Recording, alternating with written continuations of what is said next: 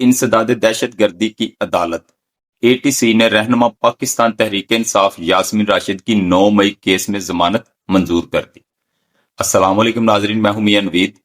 انسداد دہشت گردی عدالت کے جج منظر علی گل نے ضمانت کی درخواست پر فیصلہ سنایا۔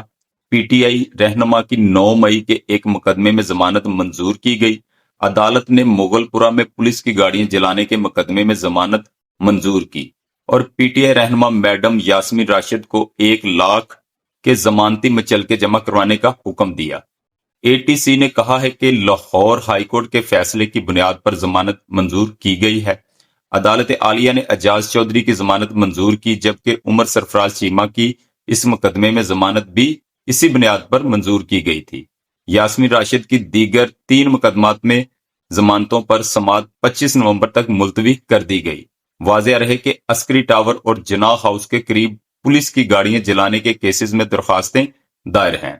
ستمبر میں انسداد دہشت گردی عدالت نے 9 مئی کیس میں یاسمین راشد، اعجاز چودھری، محمود الرشید، سرفراز چیمہ کو 10-10 سال کی قید سنائی تھی۔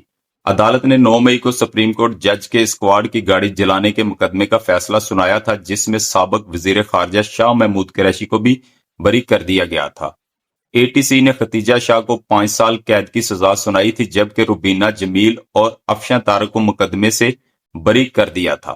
لاہور میں تھانہ سرور روڈ میں درج مقدمہ 109/23 میں کل 51 ملزمان کا چلان پیش کیا گیا اور عدالت نے مجموعی طور پر 39 ملزمان کا ٹرائل مکمل کیا۔ مقدمے میں نامزد 12 ملزمان کو اشتہاری قرار دیا جا چکا ہے۔ مقدمے میں مجموعی طور پر 5 خواتین ملزمان بھی شامل ہیں۔